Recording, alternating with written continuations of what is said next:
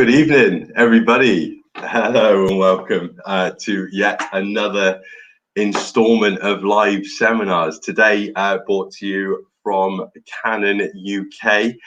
We are ever so grateful to have the absolutely fantastic Wanda Martin, who's going to, for the next hour, run through some of her fantastic imagery. I've been really excited about this one ever since I saw her at the digital photography show, delivering some seminars for those guys.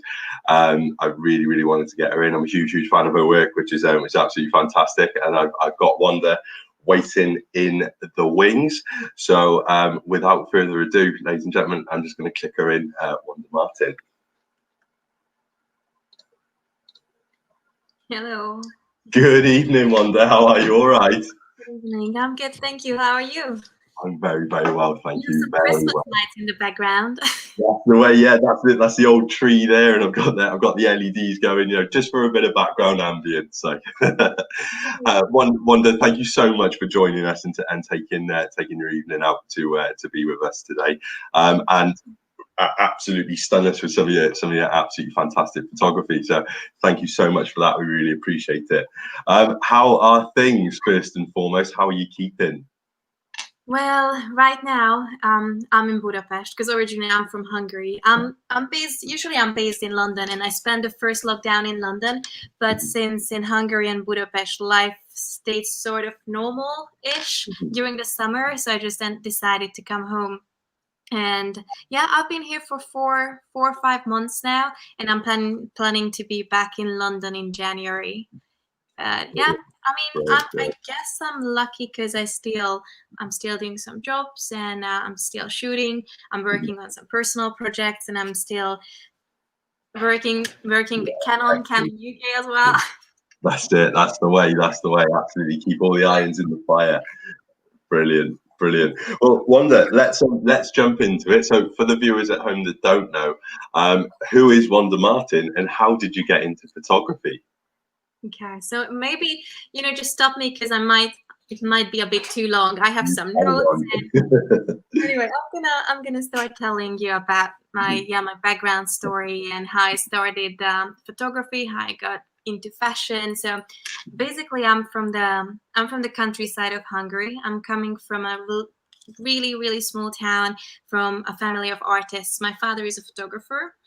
And even though he never really wanted me to be a photographer, it was still him who taught me, the basics, the technicalities of photography and the history of photography. And he was the one who bought me my first camera when I was 16. It was a 20D. It was a Canon. It was a Canon 20D at the time. And pretty early on, it was quite obvious for me that I was interested in people. So faces and expressions, but I was a very shy teenager, so I didn't really I didn't know how to approach people to ask them to photograph. So basically, I started out with taking self-portraits. So yeah, like I was 16, 17 when I started taking self-portraits. I started recreating famous paintings because I was really interested in paintings as well. And for a while, actually, I was considering to do fine art and painting, but then I realized maybe I'm a bit too impatient for that. I'm back. Sure. And that was something that I was going to. Sorry, I was listening. I do apologise. First technical hitch up of the night, but I was going to say you've got such a wonderful painterly style to your images. Is fine art something that is sort of a bit of an inspiration to you when you approach a photograph, a still image, or? Definitely, because even though I didn't become a painter, it still inspires me up until today. So sometimes people ask how I would describe my style, and I think it's just a combination of painterly visuals. Especially, I'm inspired by the 19th century and pre-Raphaelite Brotherhood, and actually by romantic literature as well, like Bronte sisters and Jane Austen and all that. But and also by rock and roll attitude. So that's the two things I'm interested in. I'm inspired by painterly visuals and subcultures, youth culture, rock and roll music. So I think I mix that two together. And actually, now that you're asking, even though, so I moved to Budapest at age 18 from the countryside, and I studied fine art photography, so more like conceptual photography first. I mean, I was doing two universities, two BA courses at the same time. One of them was more like a film course. It was more like like a theory and history of cinema, which obviously is still inspiring up until today. And the other course I was doing, it was a conceptual photography course. So it's still inspiring, even though, you know, working for magazines, and I do mainly fashion and portraiture these days. But up until today, I still have my personal projects and conceptual photography work.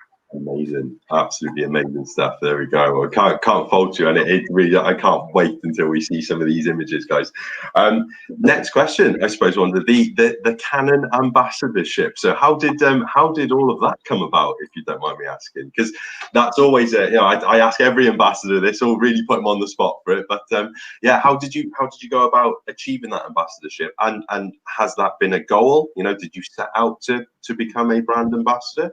Or was it just something that came along? That's a good question, but I still haven't finished the previous one.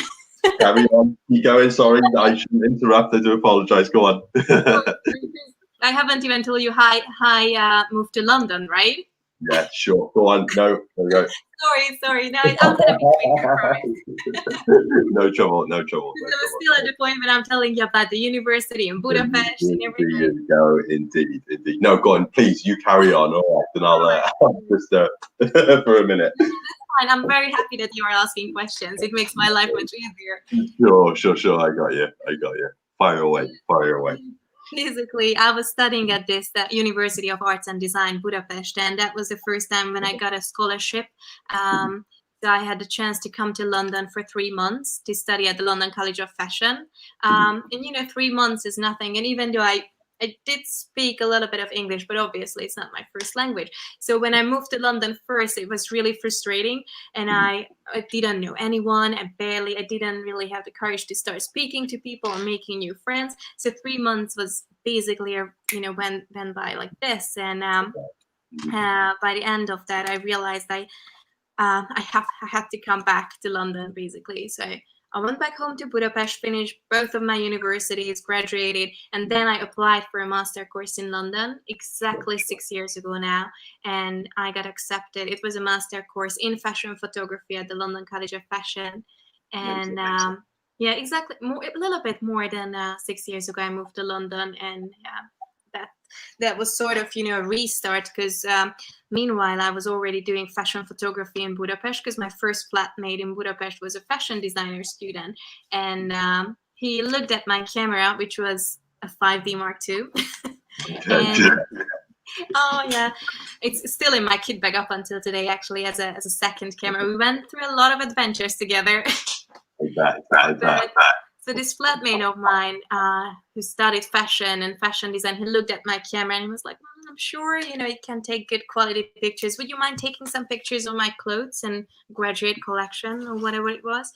And I said yes to it, and then after that, more and more commissions, like fashion-related commissions, started pouring in. Even though fashion was not necessarily something I was really interested in at the beginning, but I just found myself working for magazines pretty early on, and then later I worked with a lot of musicians and record labels as well. But when I moved to London, I had to restart everything, because basically, I had to build a new portfolio and had to find a new team to work with, a new stylist, new makeup artist. Just building contacts with model agencies and magazines. And I was working on that pretty hard, on that new portfolio and new contacts during university. And after finishing the master course, I've been freelancing for about 4 or 5 years now. And basically I've worked for magazines such as Vogue, ID, or Numero. So I'm pretty lucky, and I have an agent in Paris as well. And I started working more and more artists and musicians, and lately I'm more and more interested in doing portraiture work. But I'm gonna tell you about that a little bit more later. Yeah, brilliant. Yeah. Excellent. I love the name dropping, by the way, as well. Just casually throw Vogue and stuff in there. Brilliant. Absolutely brilliant. That's great. That's absolutely brilliant. And now Oh, answering your previous question. yeah, now then, right. So now we can go into the, yeah, absolutely. So can you remember it all? I can't even remember what I said. But I got involved with the Canon Ambassador program. I think that's the first question. That was so the one. Since obviously the creative industry is a bit smaller in Hungary, but actually it was the Hungarian Canon who found me and basically discovered me and introduced me to the program and introduced me to the decision makers at Canon Europe. And luckily they liked my work. And it was actually 2 years ago now, a little bit more than 2 years ago, when I became a Canon ambassador, a European Canon ambassador. And but I work a lot with Canon UK since obviously I'm back and forth between Budapest and London a lot, but it's still mainly, I'm based in London. So sure, absolutely, yeah. And but do you usually tend to split the workload then between Canon UK and Canon Europe? Are you quite fluid like that, or? I'm quite fluid, but actually I work a lot with like Canon Europe, which is, I guess, it's the bigger bubble, isn't it? Yeah. Yeah, exactly. That's cool. And oh, sorry to interrupt. I'm so sorry to interrupt you. So the second part of that was, has that always kind of been an ambition of yours to be in the position that you're in now? Honestly, I didn't even know it existed before Hungary found me. Sure. Wow. So when they approved me, it was a shock, but obviously I was very honored and I was super happy, but I didn't even know it can, it's a thing. Yeah, that's a thing. Yeah. Wow. That's crazy, isn't it? That's crazy. Because obviously we've spoken to a lot of ambassadors down the line. And it's always interesting to hear that story about how you were approached, or if you did something to get noticed, So no, I admire that though. That's brilliant. That's absolutely brilliant. But hey, look, Vogue publications, they can't turn that down, can they? Exactly. And as I told you earlier, I didn't even know up until like a few weeks ago, but apparently I was the youngest and female Canon ambassadors. So that was a pretty great Amazing thing. Yeah, big props to you. Big props to you on that. Yay. Excellent stuff. And you mentioned you're going to continue in that role for another couple of years, is it? So yeah, amazing. I'm very excited for that. Absolutely amazing. We love that. So here's a question then. Okay, so Ms. Canon Ambassador, what in your kit bag? If you open that up for us right now, what would we find? So what are you shooting with currently? Mm-hmm. So basically, as I mentioned earlier, up until today, I have the 5D Mark II in my kit bag as a second camera, sure. And but my main camera at the moment is a 1DX Mark II, and the lens I'm using, I know I'm horrible, but I always use zoom lenses. Always, I don't even have a prime lens in my kit bag. So actually, my main lens I use 24-72.8. Because when I work, whenever I work with musician or models, so basically I photograph people most of the time.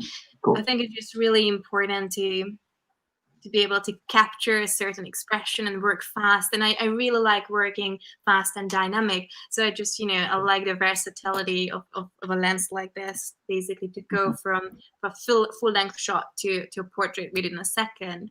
So yeah. Absolutely. And is 2.8 enough depth of field for you usually, or do you stop down, I take it, usually, or? Well, since I like shooting in low light conditions, because as you mentioned earlier, I have this painterly inspiration. So even when I choose a location, because I tend to use natural light or ambient light, and obviously sometimes when it's a commercial job or when the client wants that, I shoot in studio as well. But when it's my creative direction, I prefer shooting on location, and I like like beautiful Victorian houses and like dark wood and faded tapestry or wallpaper coming off the walls, and I like that light that's coming through the window. So basically shooting in low light conditions is a thing for me. So obviously I need a camera that can shoot on high ISO. and Sure. also 2.8. Yeah, comes in handy sometimes. Comes in handy, definitely. Yeah, absolutely. And I mean, yeah, the 1DX2 is, you know, it's their flagship, or what was one of their flagships.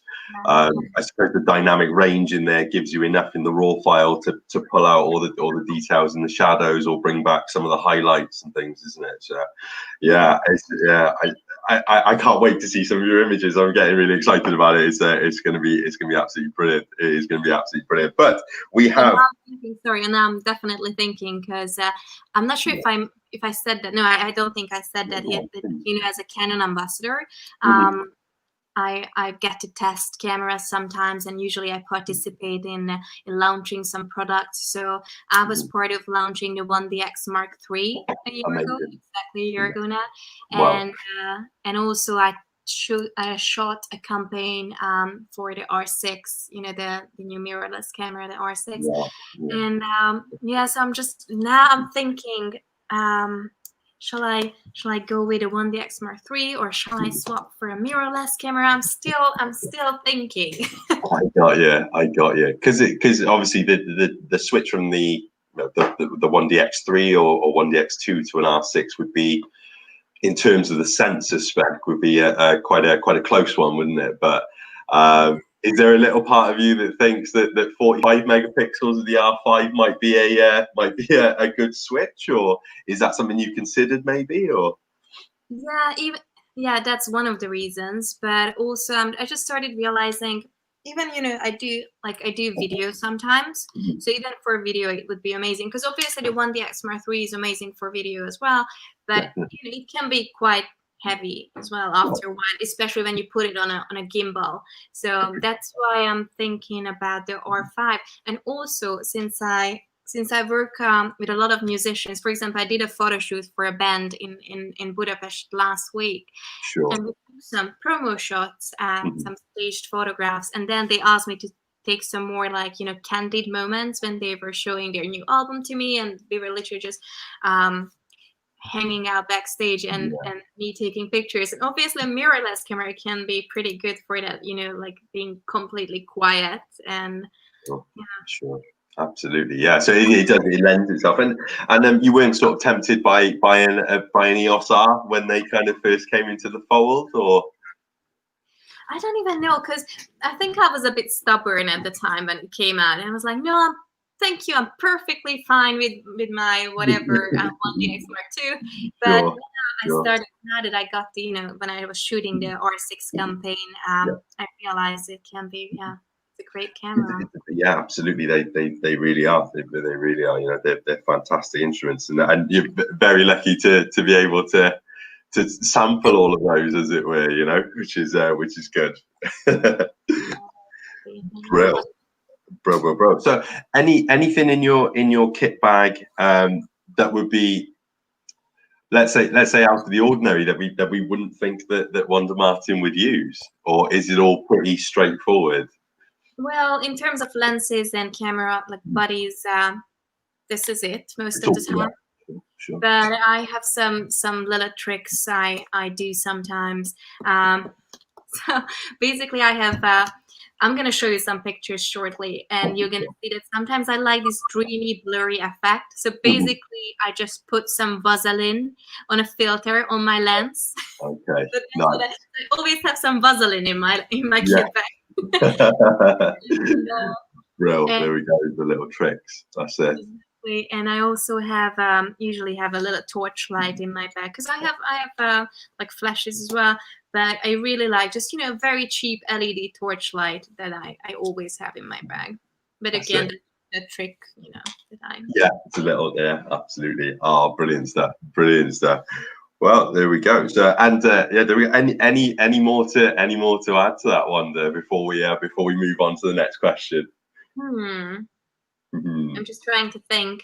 I think that's it, because I think I wanted to tell you a little bit more about, like, you know, what as a Canon ambassador, what else I've done. But I think I can involve that when I'm actually showing pictures in the actual shots. Yeah, absolutely. That would be absolutely amazing. Brilliant. Right, okie dokie. So we're gonna hit that magic share screen button in just a moment, and I'm gonna set that up there. Okay. So whenever you're ready, Wanda. Okay. And guys, don't be shy as well. I can see there's a good few of you watching. Please don't hesitate to drop a question, and me and Wanda will get to answering those as soon as possible. All right, guys, lovely. So lovely. There we are. Wanda, I'm just going to add the images to the screen. The first slide. There we go. And I'm just going to make. And as if by magic, lovely.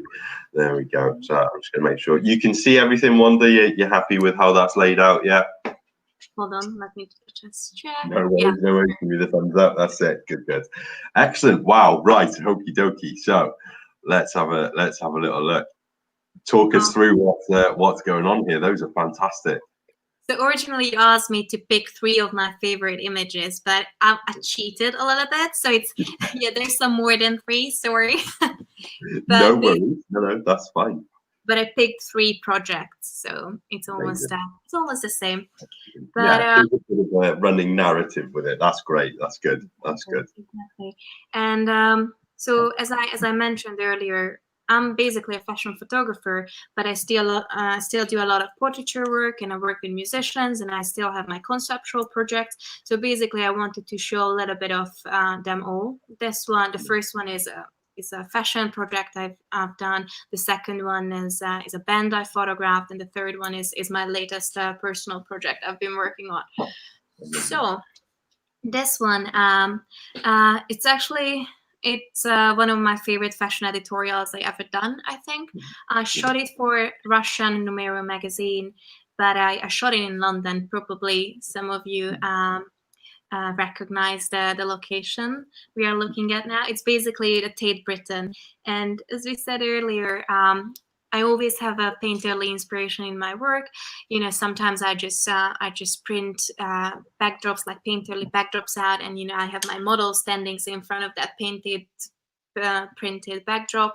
But for this editorial, we went into the museums. We went into Tate Britain and actually National Portrait Gallery as well. But these 2 pictures were shot at Tate Britain in my favorite room, 19th century pre-Raphaelite. That's my favorite and most inspiring era. And I think my concept was, because I didn't actually tell you that earlier, but my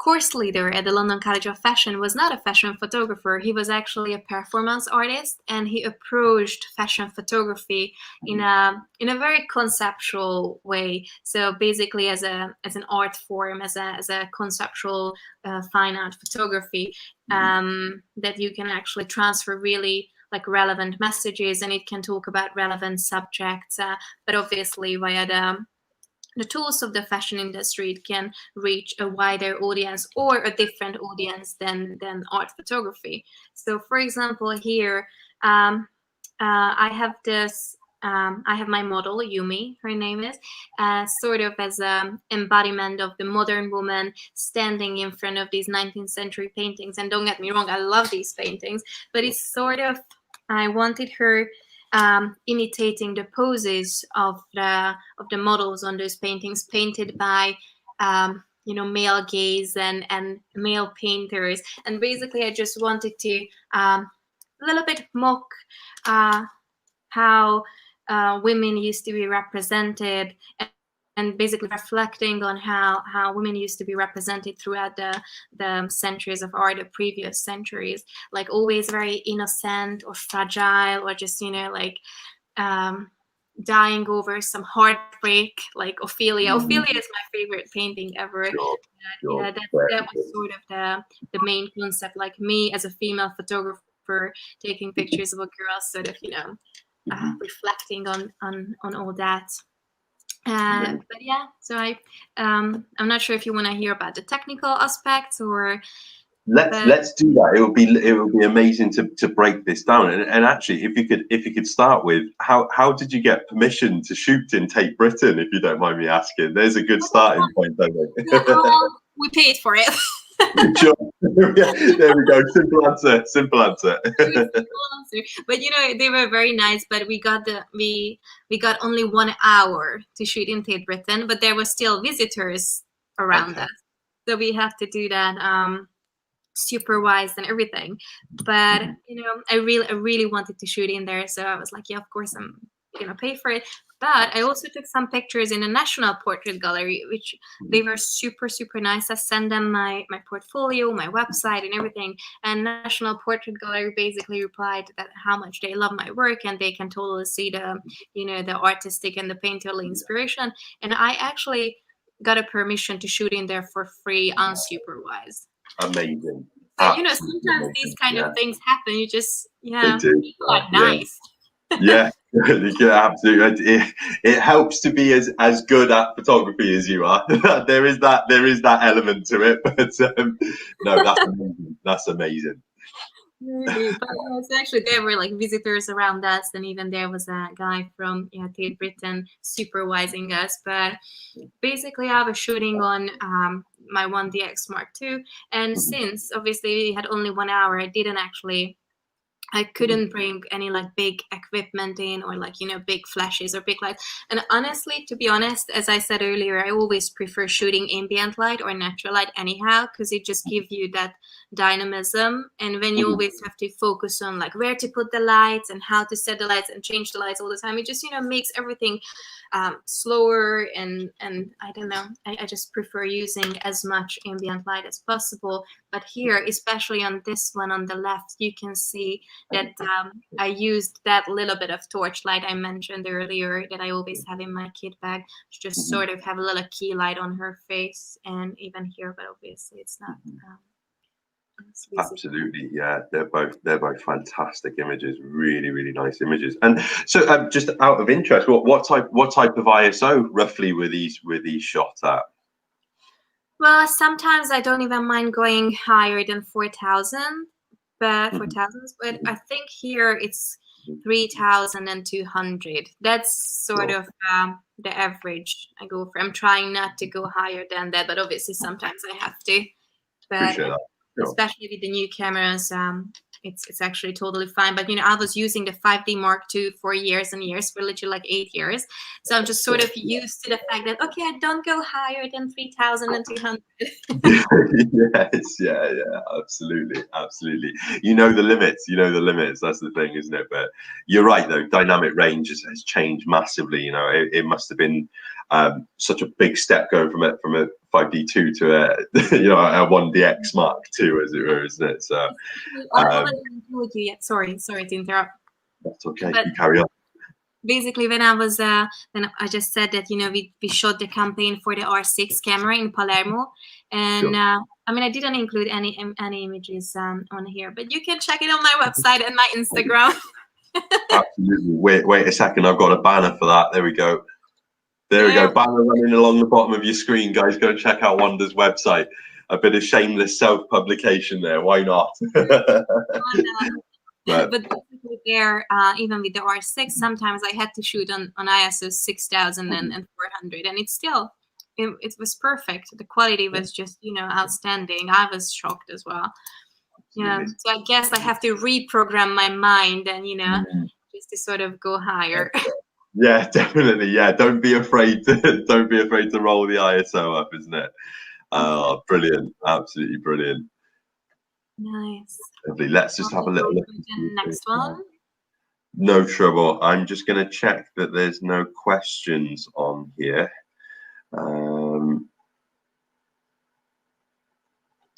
There we go. There we go. I'm just going to bring a question up on the screen, Wanda, just before we switch slides. And here we go. So this is from a good customer of ours, Alid. Hope you're okay, buddy. He's just saying, great work, Wanda. On average, how much of your work is self-shot versus commissioned or self-generated? So when you're doing personal projects versus the commission side of things, what's the split? That's a good question. Well, for example, if you look at my website, or if you look at my Instagram, it's mainly editorial work I post on there, which means it's still commissioned by a magazine, but it's mainly my creative direction. So it's sort of self-shot, but it can be obviously paid by a magazine and still commissioned by a magazine.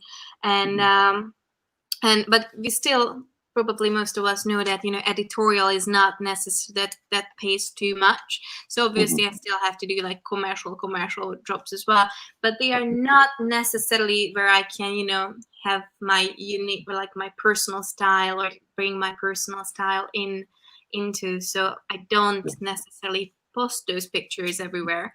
But yeah, I guess you have to do a little bit of both, because, you know, even up until today, sometimes I work for free, and I do and even sometimes I say yes to editorials to do for free, because, you know, it's sort of it's like self advertisement. It's, you know, it's a nice part of your portfolio that's gonna bring the money jobs in. Sure. Absolutely. Yeah. And I mean, that's a fantastic answer. That's an absolutely fantastic. And I suppose as a sort of a trail off to there, and please correct me if I'm wrong, but I suppose you're probably at a point in your career now where you get hired for your particular style, because you have such a, you know, such a focused style now, you know, which is I guess that's every photographer's goal, isn't it? Is to be recognised for that style of work, isn't it? You know, so does that play a big part? Do you get approached specifically because of the, you know, the overall aesthetic of your work?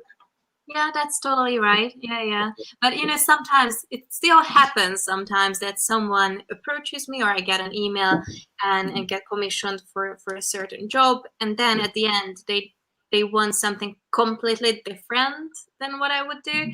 And I'm just standing there like, why would they ask me then when they want something very minimalistic or very, you know, totally different? It still happens, but most of the time, like 99% of the time, they approach me because of my style. Absolutely. Yeah. Absolutely. No, brilliant. Yeah. And another, in fact, actually, just while we're on this one here, there we go. I'm going to bring up another question here from this time from Anthony. So, how much direction do you give your models when it comes to shooting pieces like this? Is it very heavily narrated, or is it go out there and just sort of just do your thing? Or it's a very good question, and I think I'm going to show you the next pictures, and then I'm going to start talking about them, because actually this is something I wanted to talk about anyhow. Amazing. Absolutely. Yes, please. So this is something I shot for ID magazine. This is a band called Fat White Family, a UK-based band, punk sort of band. So it's really close to my heart, because I'm very much inspired by rock and roll and punk and, you know, music and subcultures. And basically, answering that question, when it comes to a fashion editorial and it's my creative direction, I put a mood board together. Usually I like to do the casting, you know, even though there's jobs when there are casting directors. I'm not saying I'm a control freak, but I think I think a good casting and interesting faces and interesting characters are very, very important. But obviously, when you do a fashion shoot and you're working with models, it's like when you are a film director and you're directing a film. So basically, you tell the models what character, what role they are playing, what they are feeling, how they are feeling, what faces, what kind of expressions I would like to see. Some models, well, I guess it depends on photographers, but most of my models usually tell me that I'm very good at direction, because I like my models feeling comfortable and you know, I chat, we get to know one another. I like putting loud music on. So basically, I just really I like having a friendly atmosphere on set. I think it's really important to, I mean, I like giving the feedback. Oh, you're beautiful. You're doing right. Do this, do that. You know, just a little bit of different angle. Turn your head, chin up, that kind of thing. So I always like giving them feedback, you know, just for them to feel that the result is going to be something I'm happy with. So hopefully they're going to be happy with it as well. But when it comes to working with musicians or artists like these boys here, I think it's so I still have my little visual world. I picked a location. I have my stylist coming on board, who I usually work with, who I also share the same sort of vision with. So I create this little visual universe where I place my models or my subjects into. But I think working with as a musician or like an artist is needs a different approach from me, because I don't actually tell them how to act, or not as much as I tell to a model, for example. I'm more observing them. I'm trying to capture their personality and bring out their character. So I think that's a big difference. And lately started, I'm finding this more and more interesting, like working with like very, very interesting characters, like this boy here on the right.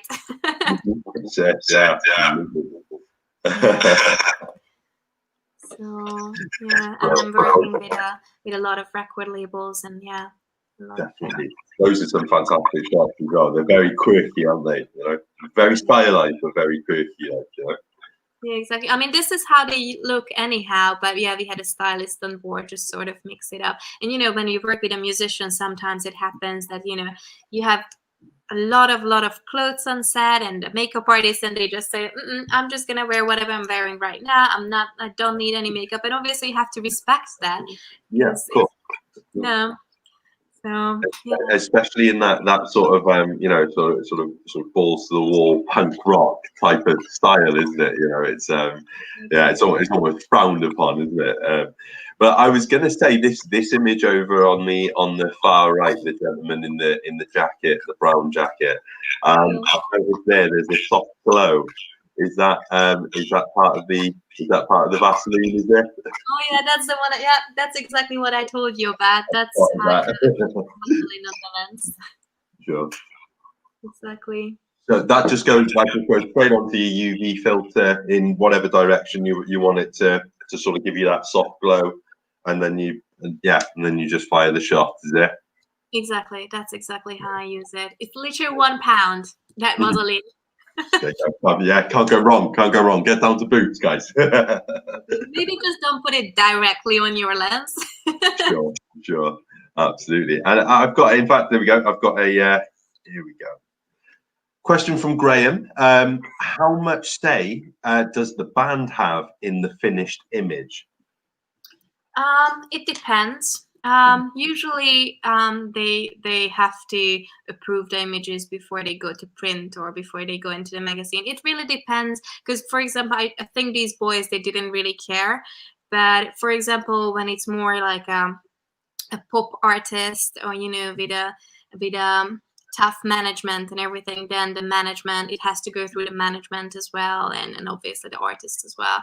But yeah, it really depends. But sometimes they even want to see a pre-selection before the magazine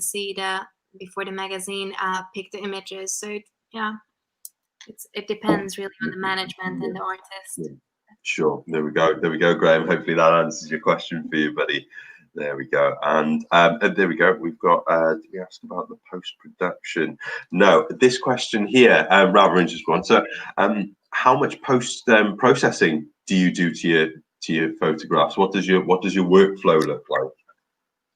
Well, I retouch less and less on my images. When I started out, you know, as when I was 18, I spent hours and hours on an image in Photoshop.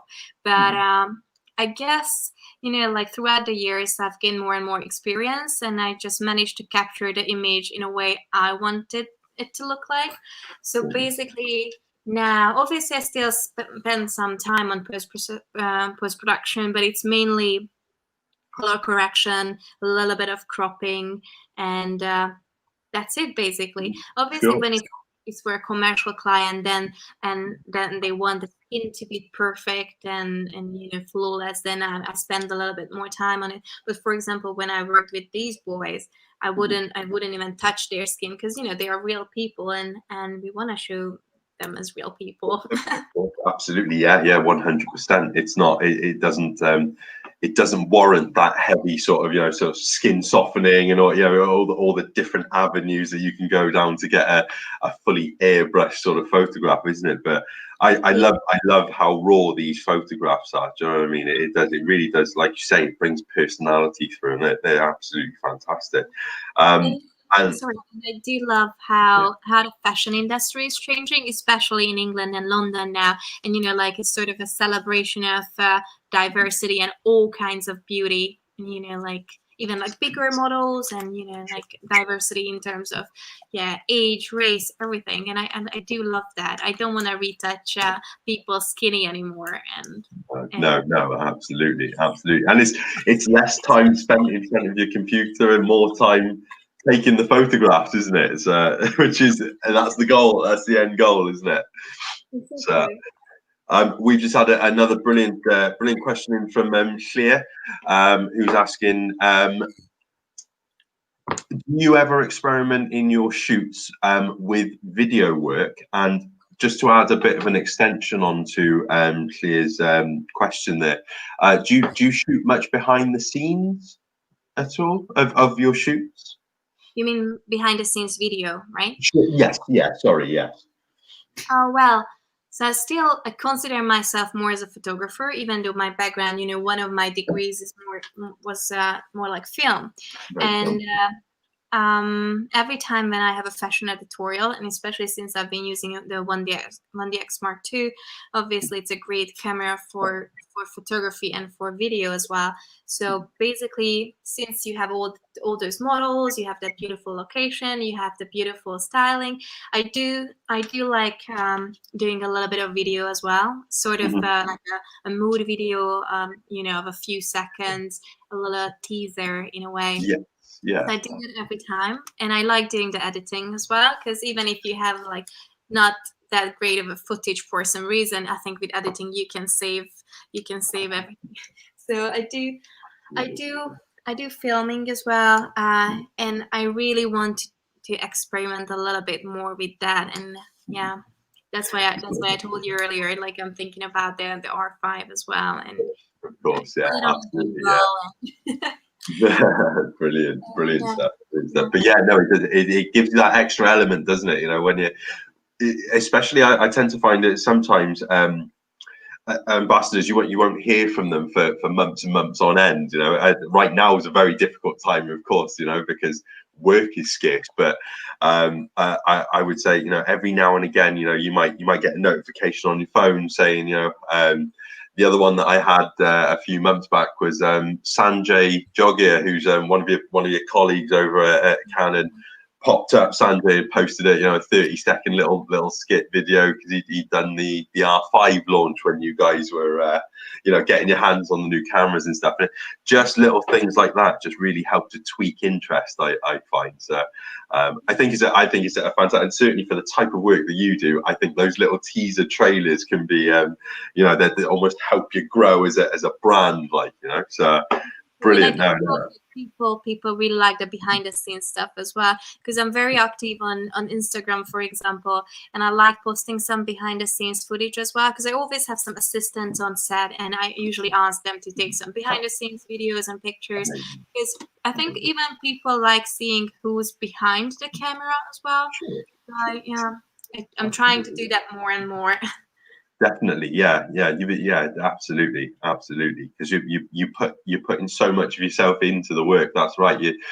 People want to see who's taking these images, and it's it all helps with the narrative, doesn't it? It all helps with the narrative. Sometimes I kind of.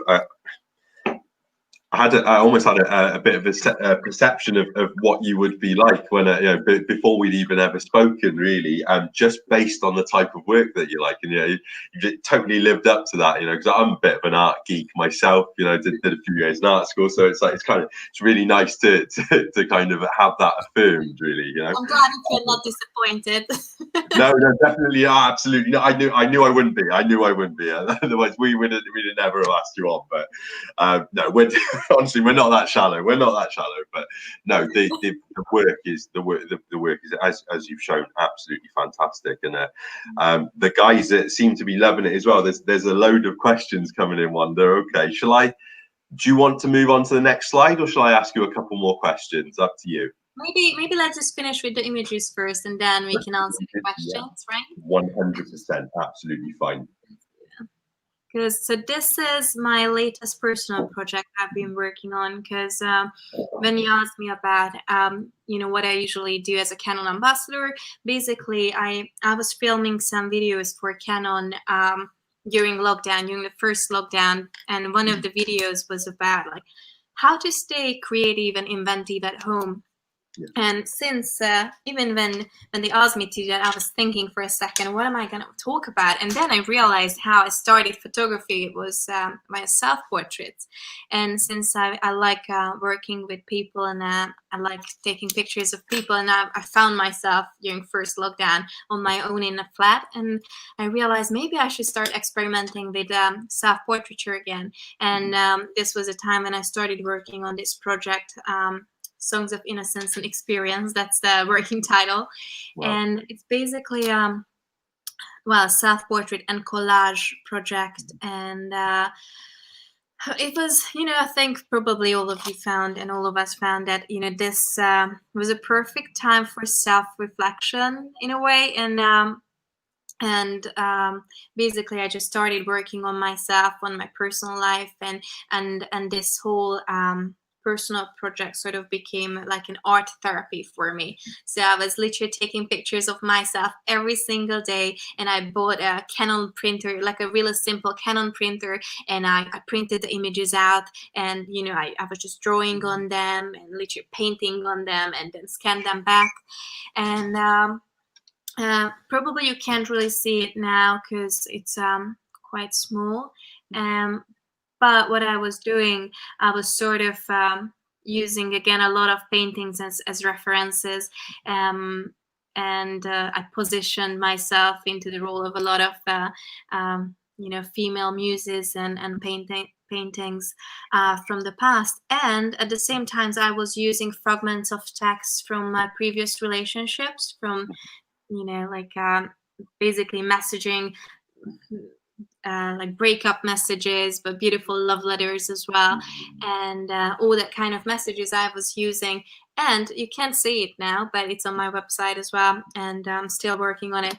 I also started rereading some of my favorite 19th century romantic books I really liked back in the days when I was a teenager, like Wuthering Heights or Sorrows of Young Werther and all that. And I also scanned fragments of those books, basically talking about like love letters, like idolized versions of love. And basically I just use all these texts with my images, and sort of I was trying to reflect on like the clashing of my real life experiences of love and the idolized version and love that I learned from books when I was a teenager. So basically it's a bit of a mix. It's still a bit difficult to talk about it because I'm still working on it. Sure. But yeah, I have like hundreds of images now, so maybe eventually I'm gonna end up having an exhibition or maybe a little book as well. Sure, absolutely.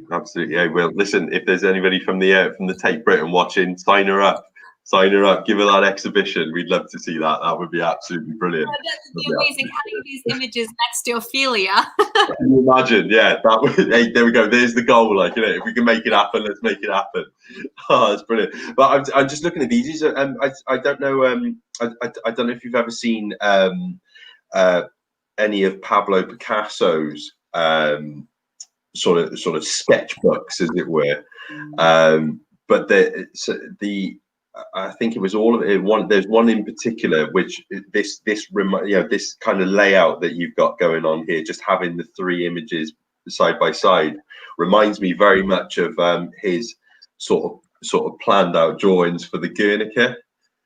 And it just really reminds me of that. It's absolutely ridiculous. And funnily enough, I was talking about that painting with a couple of colleagues of mine in work today. But yeah, that's just something visually and aesthetically that really does remind me of that painting. Albeit that that's a cubist painting and that's a photograph, But it's just the way.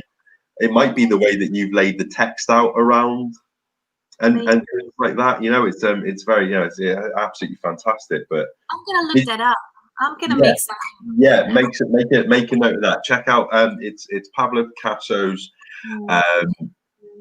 let's say his sketchbook, which eventually led to him painting the Guernica. Absolutely phenomenal. Oh, that sounds exciting. recording. Thank you. No worries, no trouble. There we go. There we go. Bro, but no, yeah, those are absolutely fantastic. They really are. From an aesthetic point of view, and then obviously when you dive in deeper, I mean, on this screen, unfortunately, I can't see any of the text, but it's it's certainly worth looking at. And these are on your website, Wanda, are they? Some of them are, yes, yes, and some of them are on my Instagram as well. But obviously on Instagram, it's such a tiny pictures. Again, you can actually read the text. But on my website, yes, you can. Sure, absolutely. But yeah, guys, do check these out in a little bit more detail. Definitely, they look absolutely fantastic. And Wanda, I'm going to jump into some questions a second. Sure. So this one's from Mr. Mike Cullis. How long is a typical shoot?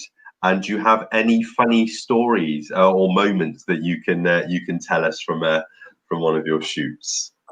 So it really depends. When you do a fashion editorial, can I stop sharing the screen maybe, or shall we keep it on? Are we done with the images for a moment? Yeah, I think so. No problem. Let's just remove that and see where we go. There we are. Perfect. There we go. Hello again. Okay. So yeah, there we go. So when you do a fashion editorial, then sometimes you have to shoot. You're shooting with a lot of models, and you have a certain number of looks you have to photograph. Usually minimum 8 looks. So it really takes time. So usually it's a day. It even happened before that I had a shoot with 10 models, and it actually ended up being a 2 days long shoot. So 1 day, 2 days. But sometimes it happens when you work with a musician, you get an hour if you are lucky. yeah, absolutely. An hour. And it did happen to me before, like speaking of, well, it's not really a funny story, but it might be an interesting story. When I was in California, Joshua pre-shooting shooting at a festival backstage, I got the chance to photograph this band called Eagles of Death Metal. And well. Yeah, so basically I got 5 minutes to photograph them.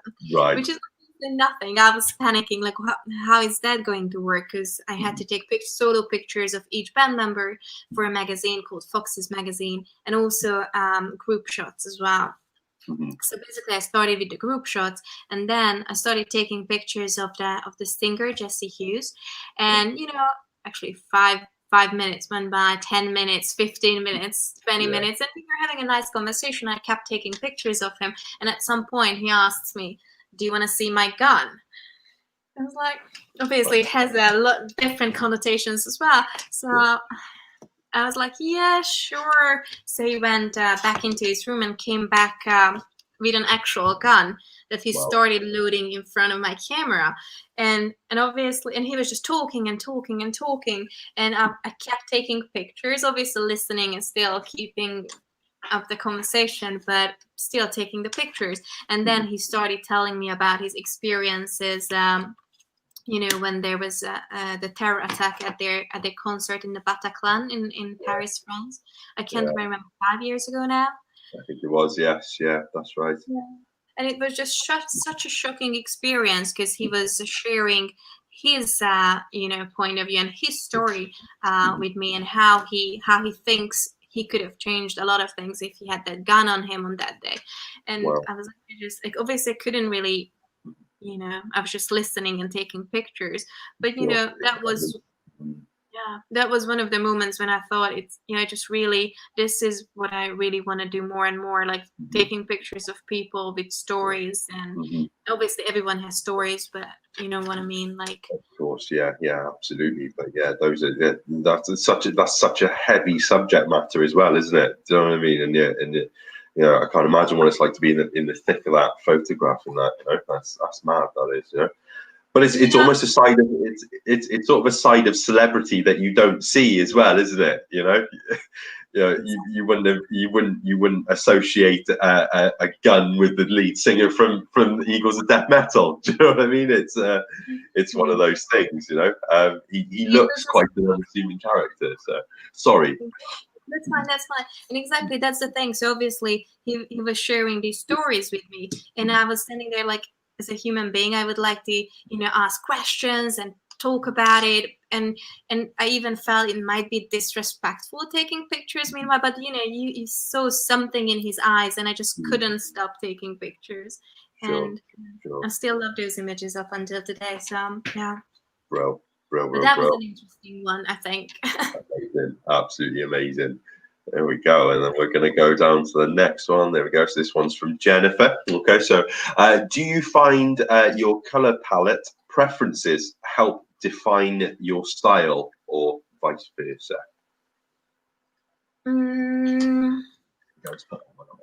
That's an interesting question, because like sometimes you see videos and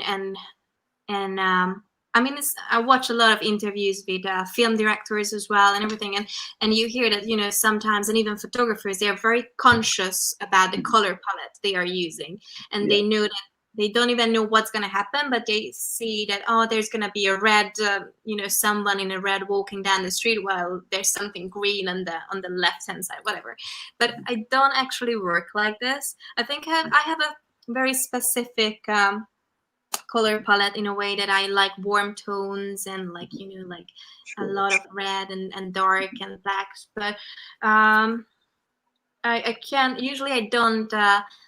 I don't imagine the colors before I shoot. Obviously, when I'm on set and there's a stylist and showing me clothes, I have preferences, and I know that I like reds and I like blue. But yeah, so it's not. I don't really work in a way that because there are photographers who literally make sketches before I shoot, and I do make sketches, but it's more for like the composition and for the poses, and it's not necessarily for the colors.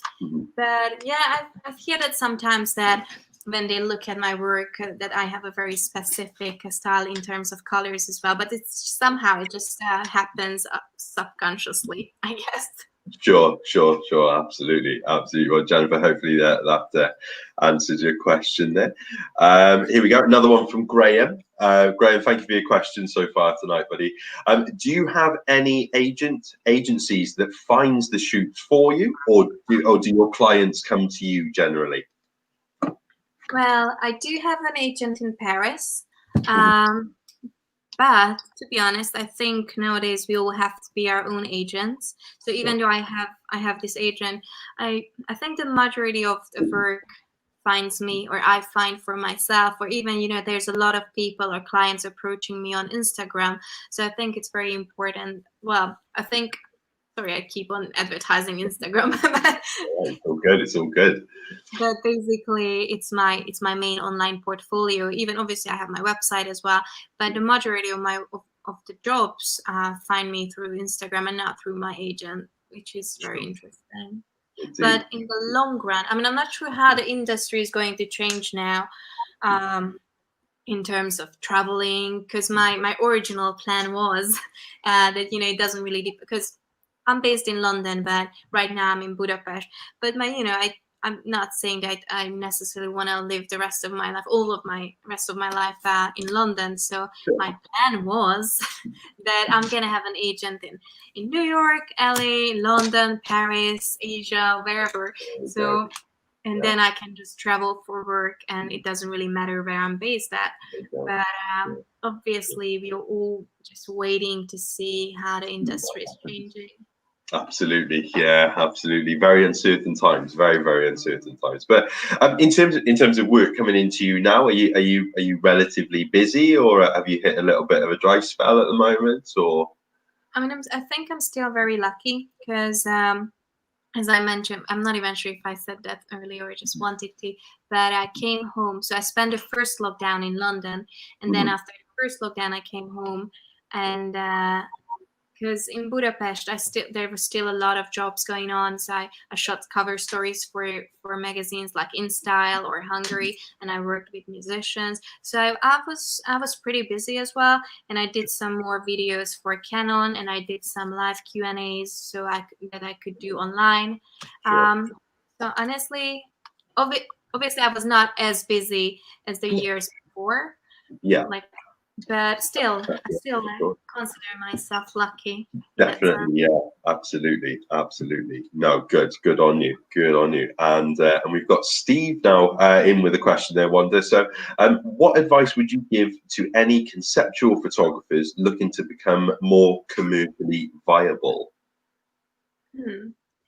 That's an interesting question, because if we are just looking at the fashion industry as well, there's a lot of conceptual photographers, or like fine art photographers who started out with their personal projects, like even superstars like Nan Goldin, or I'm just trying to think, Larry Clark, or Gregory Crutzen. They all started out as conceptual or like documentary photographers even. And it can happen that you have a very unique style, then fashion industry is going to find you. So it can happen, but obviously I think the first step is that besides the conceptual projects, you have to start building up a fashion sort of portfolio, or a commercial portfolio as well. And even I have separate portfolios, like different PDFs for different clients. I have a more commercial one, I have a more artistic, edgy one as well. I have a music portfolio. So you can just have separate ones for different purposes. Absolutely, brilliant stuff. And that's it. You know which one that you're going to show to set client as and when they approach, then, isn't it? And how often is that updated with you, Wanda? Is it almost on a job to job basis that you'll add maybe 1 or 2 frames to it, or do you generally tend to stick with one that you've already built up? Or well, yeah, maybe I should update it more often, to be honest. Well, but I guess I update it in like every half a year or so. It really depends if I did a job that I know that it would be perfect for that specific new client who just approached me, then obviously I would update it. But yeah, there we go. Amazing. Well, guys, fire in a few more questions for us if you have any. And there we go. Well, there we go. I'm just popping into the chat now as well. Right. There we go. Awesome stuff. And in terms of so you mentioned about I'll ask one Wanda, just while we're waiting to see if anybody else has got any questions for us. Okay.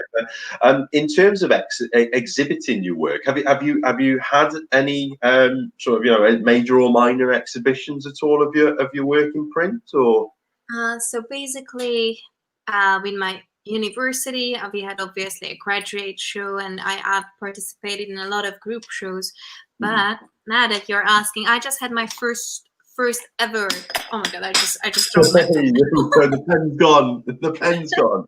There we go.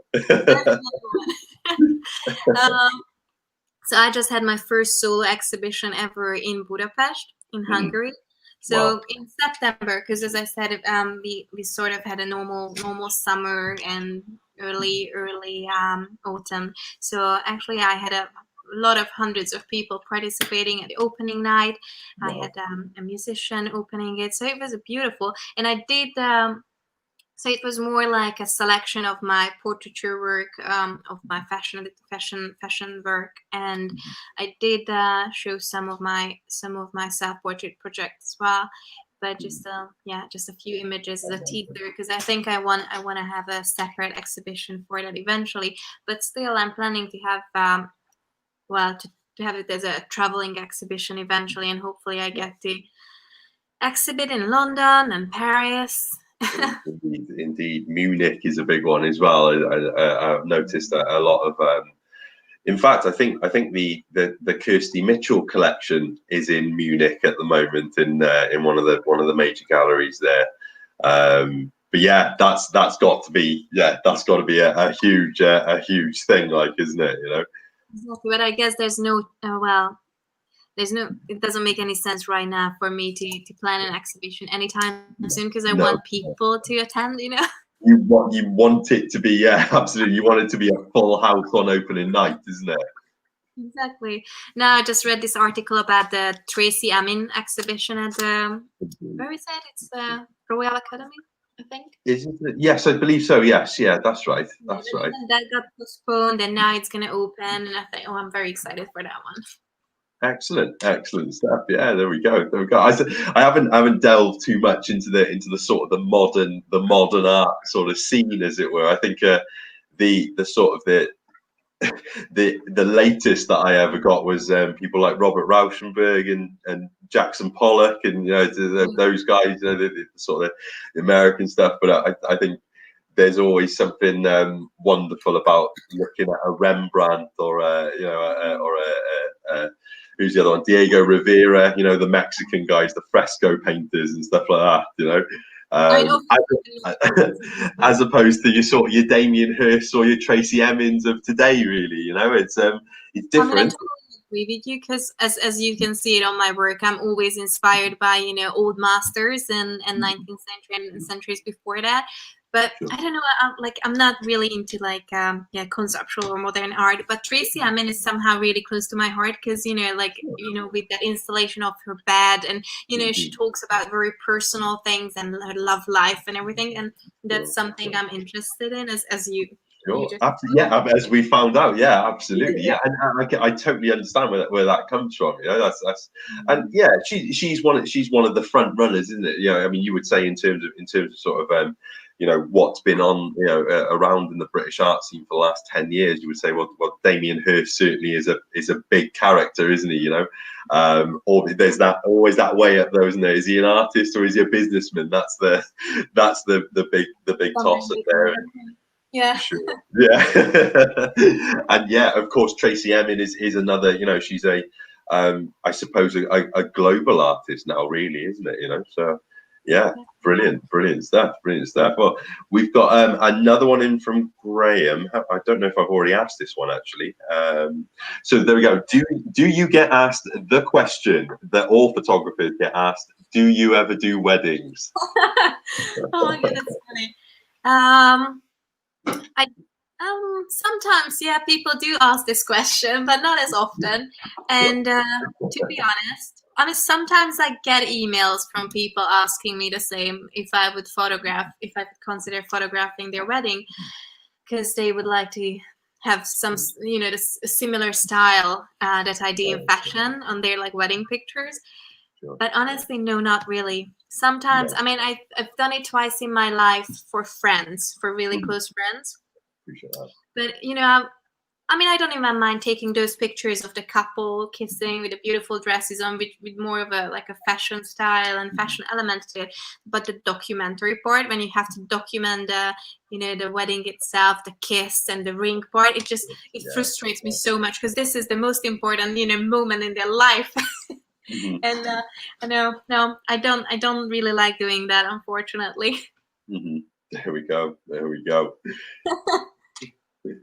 we are, Graham. Hopefully that answers that for you, buddy. There we go. And there we are. Another one coming in. So we got a couple of questions coming in. Good. Keep them coming, guys. Keep them coming. So, what future aspirations do you have? And I know we kind of touched on a couple of bits there, but anything further to add on to that, Wanda? What sort of Yeah, so finding new agents. New agents is all over the world, to travel a lot. Well, we'll see if that happens. Well, first of all, I'm going back to London in January. So just to sort of, look around to see what's going on, what's happening. Sure. And planning the exhibitions, finishing or continue working on this personal project of mine, this project. Just planning, to see if it's going to be a book at the end, just to sort of work on it a little bit more, and working with more. And because I keep on telling you about how I work with musicians and some ballet dancers, but I haven't worked with many actors, for example, and I would love to do that, because again, it's something very exciting. And actually, just as an extension onto that, would it be more sort of let's say London West End type of actors, or are you thinking more TV or a mix of? I think a mix of things. And I did spend a lot of time in LA as well in the last few years, because two of my really good friends live there, so I have the chance just visit them and stay at their place. So basically, I was even talking to an agent over there, so it would be something. Yeah, I mean Hollywood, that scene could be exciting. That. Sure. Absolutely. Brilliant. Well, there we go, Pew. I hope that answers. I was just thinking about. Sorry. I was just thinking about that the other day that it could be something interesting because I think my style is very European in a way, or like I have all these historical references, and that would be maybe interesting how that would work in a place like LA or Hollywood.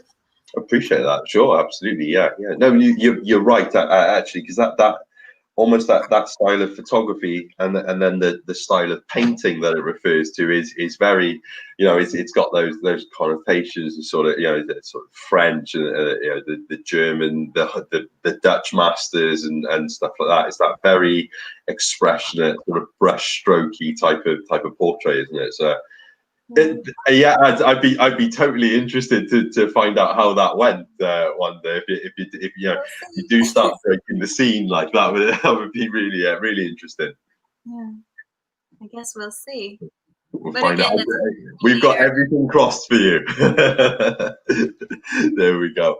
I've got another question in from Tim Cooper. This is one of my colleagues at Command Cameras. So he say we know you like shooting bad boys, as it were, so the punk rockers, as it were. After working with some of these guys, who would you say is the most genuinely self-styled bad boy away from the cameras? You mean out of the people I photographed? Sure. So who? Let's put it this way, because I think I know what Tim means. Let's put it this way. So, who's exactly the same person off camera as they are on camera? Well, that's a very good question. I mean, maybe that's why I really like this story I just showed you. The Fat White Family Boys, because they look exactly like this in real life, and two of them. I mean, the boy with the mullet and the Mac, he was styled, but even otherwise, he has a great style anyhow. But the rest of the boys, the one with the missing tooth, he didn't let himself being styled. That's how he looks. That's how he acts. And so they are sort of genuinely like this. So, but I'm not thinking who else, because for example, when I shot the Eagles of Death Metal the band, they were not even styled. It was literally just candid moments, hanging out backstage, taking pictures of them. So that was really them as well. But for example, when it would have been nice to show maybe more pictures, but next time. It's okay. Yeah, there will be a next time, definitely. Because when I photographed Sergey Pollon, I'm not sure if you know who he is. Well, he was the youngest principal ballet dancer of the Royal Ballet's history, and he's the bad boy of Royal Ballet, or that's what he was called. Right. Because he was like 18 when he became a principal dancer, but then I think it was just too much for him after a while, and he had like drug problems and alcohol problems, and a lot of troubles, and he got tattooed all over his body. And obviously, as a ballet dancer, they were not very happy at the Royal Ballet, and basically at some point he just woke up and he left Royal Ballet. So he was even there's a documentary about him, and he acts in films now, and he has solo shows. And so everyone was telling me like, because I got commissioned by a Russian magazine called SNC to photograph Sergey Pollon for them. And first I didn't even know who he was, so I looked him up and I watched all the documentary and I read all these articles about him as being a bad boy, and I was literally freaking out. What if he is not going to show up? Because everyone told me that he never shows up, he's always late, and all those kind of stories. And well, he was running an hour late for sure, but honestly, he was the nicest, most humble human being I ever photographed. So didn't come across as a bad boy at all. Sure. But it's that reputation, isn't it? You know, it's just it's the rep in the media. You know, so wow, that's a good one. That is a good one. Okay. So I would say the Fat White Family boys, I think. Sure. There we go. Seven of them in the band, and one of them was on time. The rest was running like 2 hours late, then 3 hours late. One of them 4 hours late. So there we go. The things you've got to contest with when you're a pro photographer, isn't it? I just told you I want to shoot more and more musicians. Am I serious? It's like, wow, put yourself through it, isn't it? Wow, guys. Brilliant stuff. Well, there we go, guys. Well, there we go. Where are we? We're an hour and 20 in. Any more question, guys, before we finish up at all? Just while we're doing that, Wanda, I just want to say thank you so much for joining me tonight on this live. It's been absolutely amazing. The work is absolutely brilliant. You're such a humble human being. Thank you so much for joining us. It's been terrific getting an insight into your work. Hey, look, when all this COVID stuff is when we're back to some type of normality, we'll have to sort out with Canon getting you down to West Wales for a workshop on your fantastic style. That would be absolutely amazing. I would love that. I've never been around there, so I would love to go. I think you'll like it. I think you'll quite like it. You know, it was feeling, yeah, absolutely. But brilliant. Yeah, listen, guys, if there's no more questions, Wanda, thank you so much once more. Thank you very much to Canon UK for getting us Wanda after I begged, but we got there in the end. There we go. Graham's just come in with a question. Here we go, Wanda. Who would be your ultimate portrait subject? I love that question. I have 3 of them. Good question, Graham. Go on. Iggy Pop, Nick Cave, and Patti Smith. 3 of them.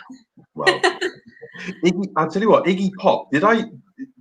You've got a photograph of Iggy Pop on your website, if I'm not mistaken, haven't you? Yeah, that's true, but it was live. It was him performing. So it's not like me taking pictures of him backstage or like. Right. So you were just present at his concert. Sure. Yeah. Wow. Right. Okay. So it was Iggy Pop, and who were the other 2? Sorry, Wanda. Nick Cave and Patti Smith. There we go. I love them. Yeah. My favorite musicians of all time. Excellent. And there we go. Matthew's just saying, there we are. Bring your sun hat, Wanda. He's being sarcastic. You're gonna need an umbrella. I will bring it. That's it. There we go. And we've got Anthony there saying thank you both. Thank you. There we are. Questions as well. Such a great question. Sure. There we go. Yeah, Graham just coming back. Good call. Patti Smith comes to Larne. There we go. So if you ever come down to West Wales around about June, I think that's when the Larne Carnival is. So that's a little village. All right, and Patti Smith will more than likely be there. All right. I'm making a note of that now. Yeah, pop it into. Yeah, there we go. Yeah, pop it into your diary, right? And we'll see how things go over as we get closer to the summer. But, that sounds good. definitely. But Brill, there we are, and there's Steve there. Thank you very much for tuning in. So just a massive thank you to everybody for tuning in, and once again an absolutely massive thank you to Wanda for joining us, and Canon UK for getting you in there. Wanda, it's been an absolute pleasure. Thank you so much. Thank you. Have a good night. And thank you for all the questions. Thank you, guys. Take care. Bye. Ta-ra.